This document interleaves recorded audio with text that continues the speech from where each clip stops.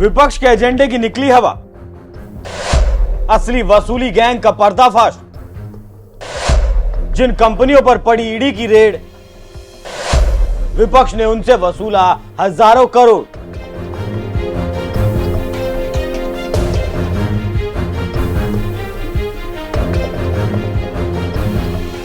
नमस्कार, मैं हूं आपके साथ अभिषेक पुंडीर।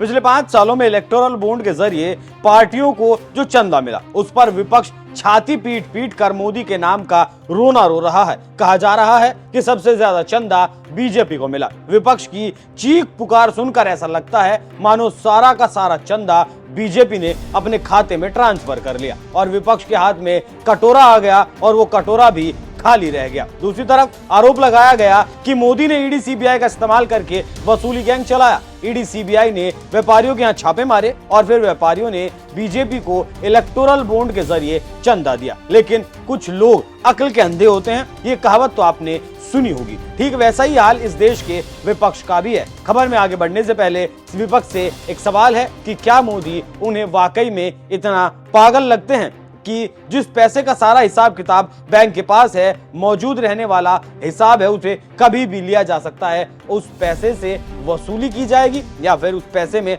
भ्रष्टाचार किया जाएगा। तो विपक्ष को अपनी स्क्रिप्ट लिखने से पहले कम से कम थोड़ा तो जरूर सोचना चाहिए, क्योंकि कांग्रेस का जो दावा है कि बीजेपी ने छापेमारी करवा कर चंदा लिया है, उस दावे की अब हवा निकल गई है और पता चला है जिन कंपनियों पर रेड पड़ी थी उन्होंने सबसे ज्यादा चंदा विपक्ष को दिया है। जी हां, बिल्कुल सही सुन रहे हैं आप।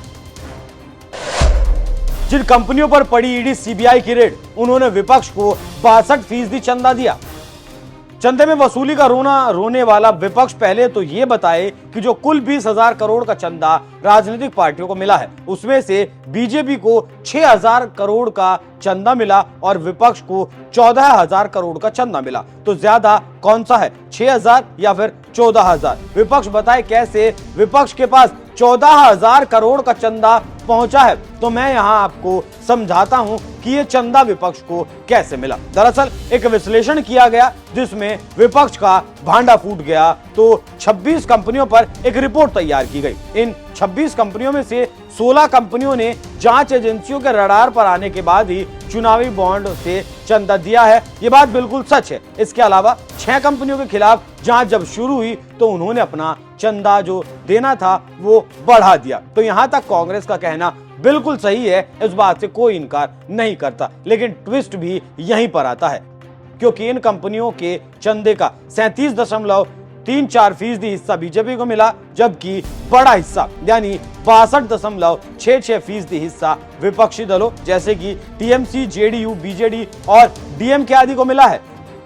बस यही विपक्ष के सारे दावे तिनके की तरह हवा में उड़ जाते हैं, क्योंकि अगर जांच एजेंसियां मोदी के लिए वसूली कर रही थी तो सारा चंदा बीजेपी को मिलना चाहिए था। एक बड़ा हिस्सा विपक्ष को क्यों गया? क्या जांच एजेंसियों के डर को विपक्ष ने भुनाया है? क्या मोदी का डर दिखाकर विपक्ष ने अपना वसूली गैंग चलाया है? ये सवाल उठ रहा है, लेकिन विपक्ष इस सवाल पर फेविकोल से अपने मुंह को चिपका लेगा। एक और बात, बीजेपी को जो चंदा पहले मिल रहा था उसी लाइन पर इस इलेक्टोरल बॉन्ड के जरिए भी उसे चंदा मिला है। कोई बहुत ज्यादा ऊपर नीचे नहीं हुआ। लेकिन विपक्ष के मुताबिक वसूली तो मोदी कर रहा है। मैं बार बार एक बात कहता हूं कि विपक्ष को अपने स्क्रिप्ट राइटर को बदल लेना चाहिए, नहीं तो जाएंगे मोदी को घेरने और खुद ही लुट पिट कर जिस तरह बैठते आए हैं वैसे ही बैठ जाएंगे। तो चलिए अब आपको एक उदाहरण से समझाता हूं कि उसी कंपनी के उदाहरण से समझाऊंगा जिस कंपनी ने इस दौरान सबसे ज्यादा इलेक्टोरल बॉन्ड खरीदे और सबसे ज्यादा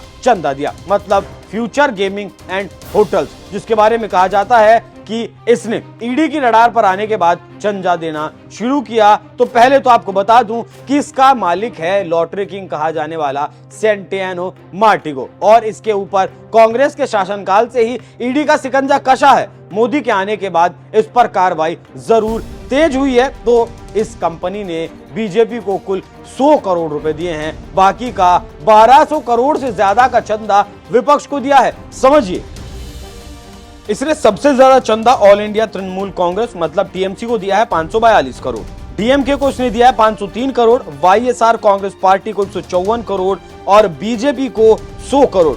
और कांग्रेस को 50 करोड़, सिक्किम क्रांतिकारी मोर्चा को 11 करोड़ और सिक्किम डेमोक्रेटिक फ्रंट को 5 करोड़ और को भी इसने 3 करोड़ का चंदा दिया है। कुल मिलाकर इसने 1368 करोड़ रुपए का बॉन्ड खरीदा और राजनीतिक पार्टियों को उसे दिया। इसके बाद नाम आता है mega engineering and infrastructure limited का, जिसने सबसे ज्यादा चुनावी चंदा दिया। इसे भी देख लीजिए, इसने बीजेपी को और विपक्ष को कितना चंदा दिया है।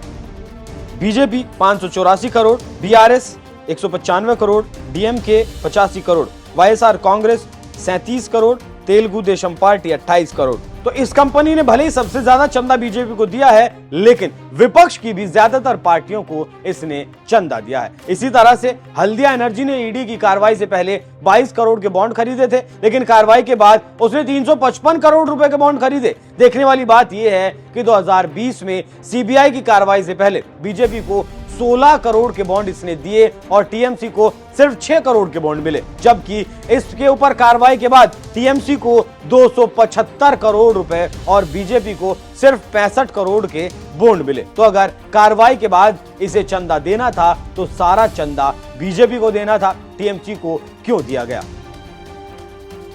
इसी तरह से जिंदल स्टील्स ने कार्रवाई के बाद 123 करोड़ के बॉन्ड खरीदे, जिसमें से 100 करोड़ बीजेडी को, 20 करोड़ कांग्रेस को और सिर्फ 3 करोड़ रुपए बीजेपी को दिए। यशोदा सुपर स्पेशलिटी हॉस्पिटल ने बीआरएस को सबसे ज्यादा चंदा दिया, लेकिन विपक्ष है कि हर मुद्दे पर झूठ गढ़ता है और फिर मुंह की खाता है। वैसे कांग्रेस ये भी बताए कि जब वो सत्ता में रहा करती थी तब सबसे ज्यादा चंदा किस पार्टी को मिलता था, सत्ताधारी पार्टी को या फिर विपक्ष को। तो ये स्वाभाविक है, जो सत्ताधारी दल होता है उसे सबसे ज्यादा चंदा मिलता रहा है। जैसे राज्यों में छोटी छोटी पार्टियों को मिला है, वो डीएमके हो या फिर तृणमूल कांग्रेस हो, बीआरएस हो, ये तमाम पार्टियां हो, राज्यों में जिसका जो है नेतृत्व जो पार्टी करती है उसे सबसे ज्यादा चंदा मिला है। ठीक उसी तरीके से देश में जो है बीजेपी नेतृत्व करती है तो बीजेपी को सबसे ज्यादा चंदा मिला है, इसमें कोई दो राय वाली बात नहीं है। लेकिन उन पार्टियों पर सवाल उठाने वाला ये विपक्ष नहीं है। तो सारे आंकड़े आपके सामने रख दिए,